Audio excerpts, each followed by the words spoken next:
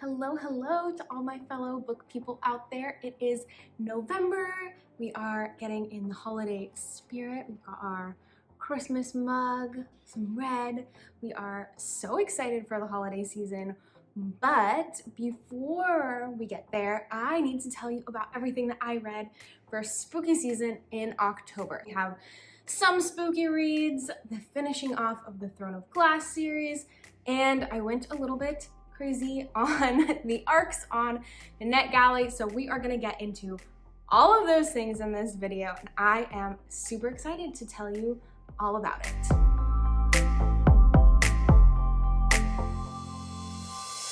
One of my absolute favorite series, the final book, came out at the end of September. So at the very beginning of October, on October 1st, I finished this book. I had started it in September, but you know what? We finished in October, so we're counting it in this October wrap-up, and that is The Golden Enclaves by Naomi Novik. Now, my husband has also been really enjoying this series and really likes audiobooks, so we ended up downloading the audiobook of The Golden Enclaves and both ended up listening to it at the end of September, beginning of October. So A Deadly Education, the first book in the series, is about a magical school. Getting out alive is not the most common thing. The school itself teaches them and assigns them their classes and their assignments and is basically a character in and of itself. And we follow our main character, Elle, who is a young witch who has been prophesied. She's gonna be kind of this dark witch in their world. And so everyone is kind of afraid of her, and she's afraid of herself and her own powers. She is very powerful, but every kind of magic that she gets is very destructive. So she'll ask the school to give her a spell for cleaning, and it will give her a spell for like destroying cities. There is also a boy there who happens to be kind of her polar opposite. He is everything good and everything right in the world, and everyone loves him. And we follow them through this year at their school as they start to uncover more and more things about the school itself. There is a ton of world building, even in the third book, which was not something I was expecting from a third book in a fantasy series, but there is a ton more world building. We learn a lot more about the magic system. So listening to the audiobook, there were a lot of times where I was like, oh my gosh, I have to go back. I didn't understand what was happening. So I almost wish I had read the physical, but I am sure I will reread this series over and over again. All 3 books get 5 stars from me. I am absolutely obsessed and in love with this series. It was so good. Next up, we're going to talk about all 3 of these books. So this month I finished, wow, that's heavy. This month I finished the Throne of Glass series by Sarah J. Maas, and I read the final 3 books, which is Empire of Storms and Tower of Dawn. I read both of these and really enjoyed them. You can hear my more in-depth thoughts in my Kingdom of Ash reading vlog video. There are 8 minutes at the beginning of that video where I go into the Throne of Glass series without spoilers and share my thoughts, and I talk a little bit about some feelings I had about Empire of Storms that are the reason it ended up being only a 4-star for me instead of a 5. Most of the book was 5 stars, and to me, the ending was more of a 2 or 3 star. I was quite disappointed in the ending. However, I still really enjoyed it. Some of my favorite moments from the entire series happen in this book. So we have mixed feelings about Empire of Storms. Tower of Dawn, I was not expecting to enjoy very much and ended up really loving the new setting in this book, the characters in this book. I had a great time with it. So I didn't go into this with super high hopes and came out pleasantly surprised with Tower of Dawn. I ended up giving this one 4.5 stars. It was one of my favorites in the series, I think. Then we wrapped up with Kingdom of Ash, which is the final book in the Throne of Glass series. I really enjoyed this one as well. I did feel it was a little bit longer than it needed to be. And again, there are like my full complete thoughts in that spoiler-filled portion of the reading vlog. If you would like to know everything I thought about Kingdom of Ash, you can head over there. I ended up giving this one 4 stars as well. If you do not know what these books are, Throne of Glass by Sarah J. Maas is a long epic fantasy series. These stories start off in the first book following a young assassin named Selena Sardathian who has just been released from a slave labor camp by the Prince of Adarlan to come and be his champion in a royal competition to become the king's assassin. That hardly tells you anything about the series, but I really can't tell you very much more if you've not read them. They really pick up and change a lot after book 2, but again, I don't want to give any spoilers, so that's how the series starts. And if you pick it up and the first 2 books are not your vibe, I would highly recommend continuing with book 3 because things really take a turn, and that is where the bulk of the series really gets going. Again, you can check out that video if you would like to hear more in-depth thoughts, but that takes care of 3 more books that I read in October. Now, October was a super heavy audiobook month for me. As you could see there, 2 of the physical books that I read were quite thick in the Throne of Glass series, and it just ended up being kind of a busy month. I didn't have tons of reading time, and so audiobooks were my best friend. I love reading audiobooks. I think they are an excellent option when you are walking the dog, cleaning the house, cooking, going for a run. Like, I listen to them all the time. I think they're super fun, and so I listened to a bunch of audiobooks this month. One of those being Our Demise by Amanda Foody and Christine Lynn Herman. This is the sequel to All of Us Villains and the end of the duology. I didn't have a ton of reading time and decided that the audiobook would be a great option and a great way for me to get this book in during spooky season, which I really wanted to do. I absolutely loved the first book when I read it last year. All of Us Villains was, I believe, a 4.5 or 5-star read for me. I thought it was such a fun time. It is a kind of Hunger Games-esque story, but set in the more modern world. It is these 7 warring magical families that every 20 years, I believe, have to send a teenager to compete in a magical competition to the death, and whichever family wins, whichever kid comes out on top, their family has control of the city's magical powers for the next 20 years. However, at the beginning of the first book, there has been a tell-all book that has gone out to the whole world. So previously, this competition had been a secret, but then this tell-all book is written and suddenly the whole world knows about this death competition for these children. And so it's all over the news, and that really affects the way that this next competition is going to go for this round of the 7 champions. And so we follow them as they are entering the competition in this whole new landscape with the whole world watching them. And so the sequel picks up exactly where the first book left off, and I enjoyed this one. However, there were some things that were a lot different from the first one and just made it not as enjoyable for me. I absolutely adored the first one, and this one just kind of fell off a little bit for me personally, just because of the way that the story ended up changing and going.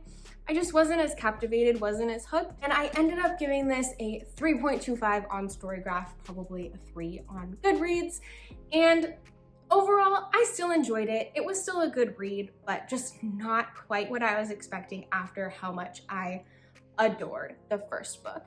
The next few I do not have a copy to show you because they are ARCs that I got off of NetGalley. If you are not aware, ARCs are advanced readers copies, or I guess these are ALCs, advanced listener copies, which I got using the NetGalley service, which is a really fun online platform where if you review books in any way, not even on like a YouTube or an Instagram platform, you can just review books on Goodreads.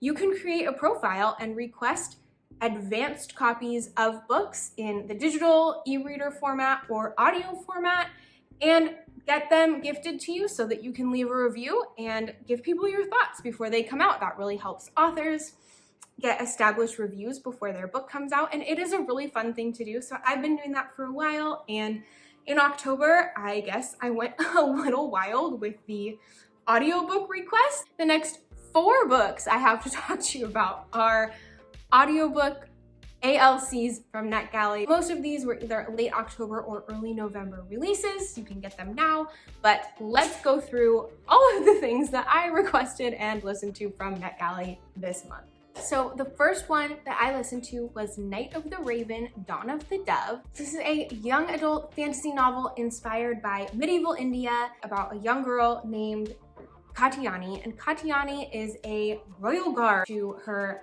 kind of brother figure, the prince. And when there are a bunch of assassination attempts made on the royal family, Katyani and the prince are shipped off to this monastery. And then when they return to the capital, having been told that the assassination attempts have ended, things are safe, something very tragic and terrible happens, and Katyani is sent on this wild adventure to kind of uncover her own past and figure out what is happening with her kingdom and how to save it. Really interesting world building. There was a lot going on, so it was a little bit difficult as an audiobook listen because there were so many different magical creatures, monsters, things to learn about, and then the magic system itself was just a lot to take in that format.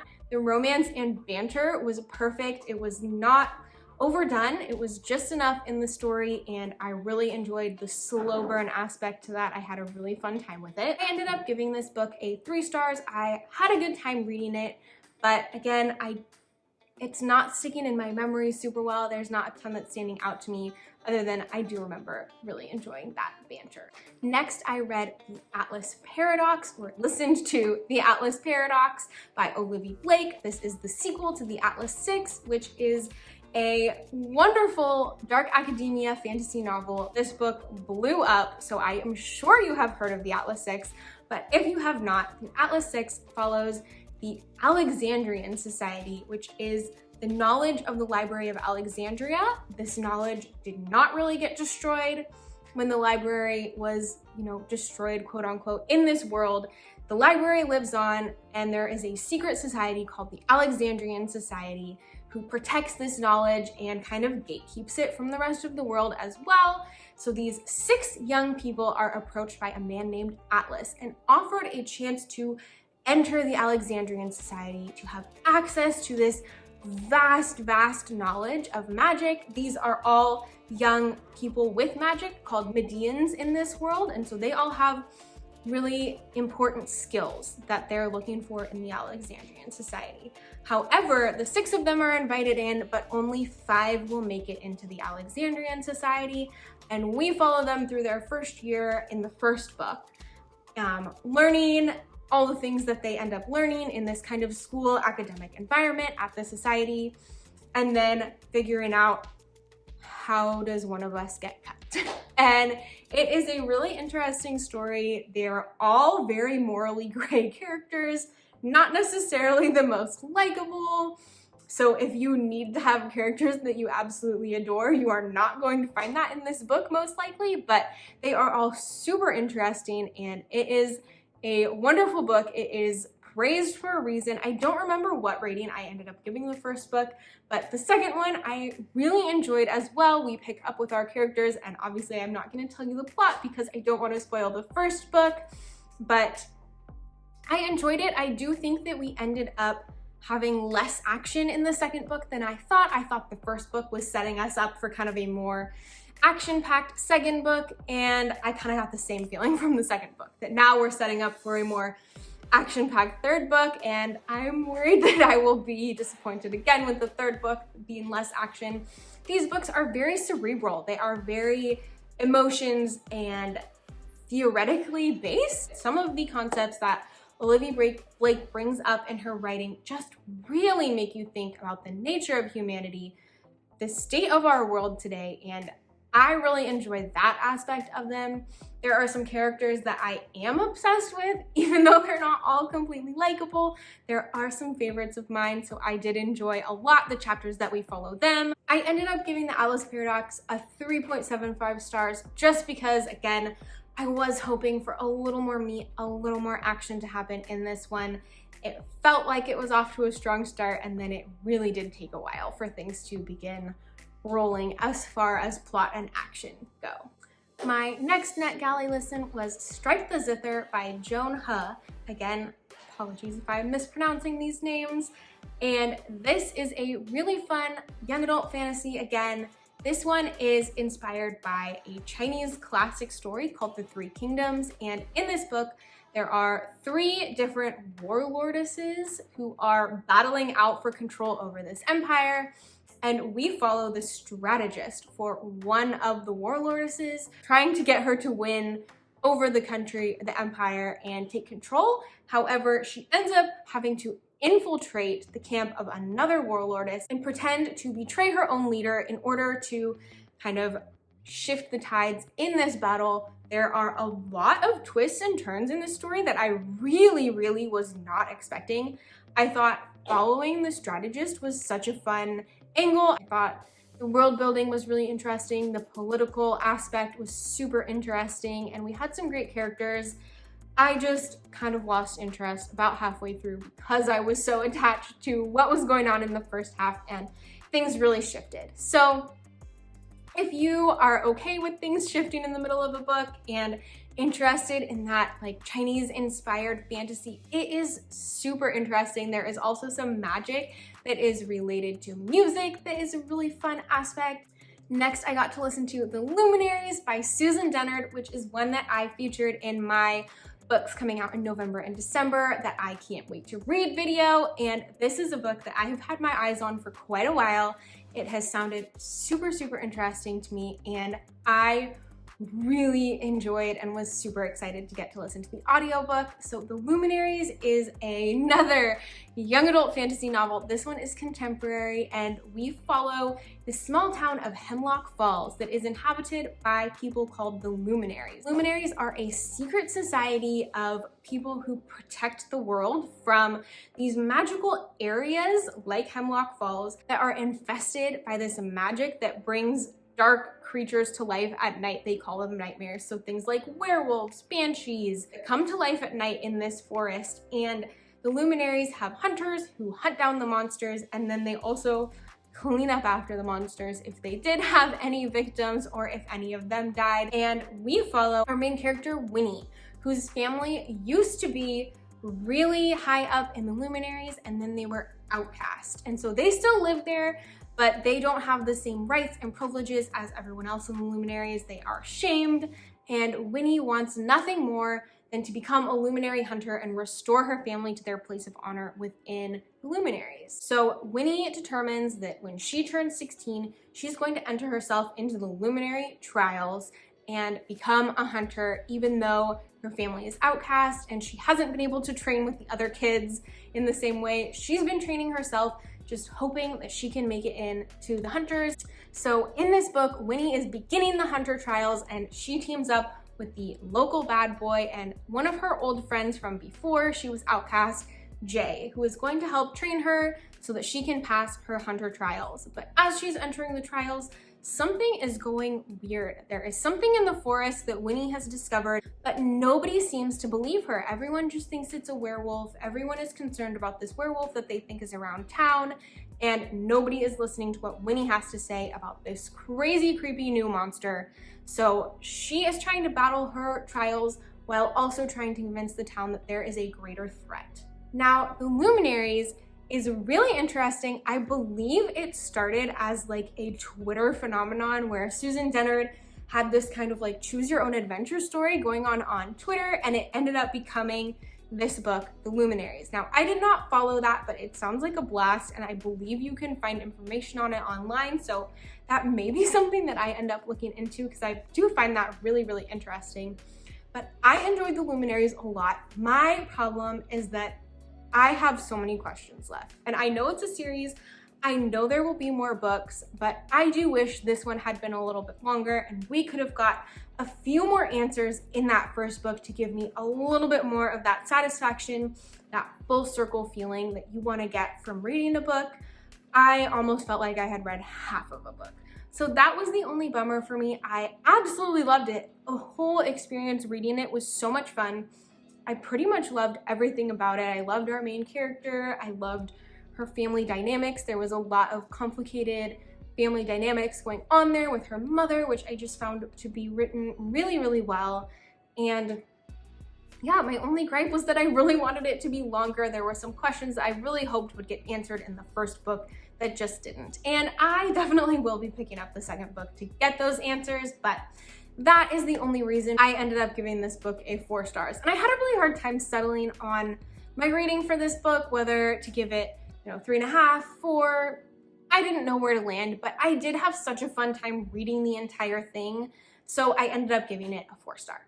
Now, to wrap up the month, after I finished reading Kingdom of Ash, I put up a poll on my Instagram asking people to help me pick something totally different. I've been reading so much young adult fantasy. I wanted something totally different, and I gave them 2 options: Spells for Forgetting or If We Were Villains, to help me kind of detox from the Throne of Glass series and keep reading, not fall into a reading slump. And my Instagram followers picked Spells for Forgetting by Adrienne Young. This is an adult contemporary fantasy romance / mystery. There's a lot going on in this book. It doesn't necessarily have one specific genre that it falls into, and I really enjoyed that about this book. I was super excited to read this one. Adrienne Young is an absolute favorite author of mine, and this is her adult debut novel, so I was really looking forward to reading this one, and it did not disappoint. It was such a great read. I gave it 5 stars. Spells for Forgetting is set on an island called Saoirse Island off the coast of Washington, and this is kind of like a mystical place. It has a lot of old families that have lived on this island for a very long time, and this is kind of the only place left in the world where magic still exists. Reading tea leaves, old family spell books. It's kind of an under the surface type of magic, but it is running throughout the story, and that is a really interesting element.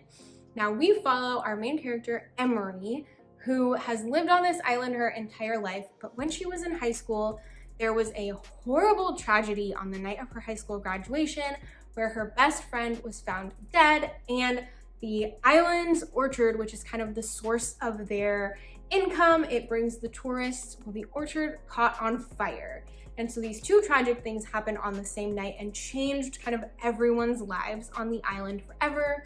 Emery was planning to leave the next day and go start a new life away from the island with her boyfriend August. And then August is actually blamed for the death and thought to be a murderer, and he and his mother flee the island, and she doesn't see him again for 14 years until the beginning of this book, when August returns to bury his mother's ashes on the island as her final request.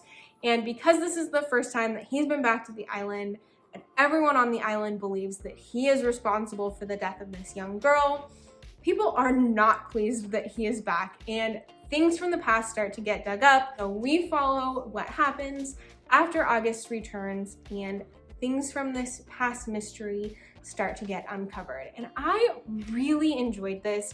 I have said before on this channel, but I am not a massive romance reader. This is my kind of romance. Give me romance that also has mystery and fantasy, and the romance is it's an important plot line, but it is not like the one main plot line. There are lots of other things going on here that I absolutely loved. I did have a theory about how I thought this was going to end, and it was not the way it ended. I did enjoy the ending. I did enjoy that I kept guessing, but I really liked my theory personally and thought that that also would have been a really fun way for this book to end. But I enjoyed this mystery. I enjoyed what was going on here so much. Adrienne Young's writing is just absolutely beautiful and atmospheric and transports you to wherever her stories are set. And this was a absolutely perfect fall read. I read it at the very end of October, and I'm so glad that I did. This is the Fairy Loot edition, if you were wondering. This book is definitely one that I am going to have on my favorites of 2022 list. This was a 5-star read for me, and I highly recommend Spells for Forgetting, especially if you are someone who is interested in the romance genre but not a huge fan of it. This was a great kind of like gateway romance for me personally. Anyways, so those are the 10 books that I read in October. Let me know in the comments what your favorite read of October was. I definitely think mine was Spells for Forgetting, although the Golden Enclaves. The Golden Enclaves and Spells for Forgetting. We'll say that. I hope that you've enjoyed this video. If you did, please give it a like. I would so appreciate that. Subscribe to my channel if you are interested in more content from me, more monthly wrap-ups, TBR videos, anticipated releases, all sorts of fun things I have planned for you, and I would love for you to hang out and stick around. So subscribe if you are interested, and I will catch you in the next video.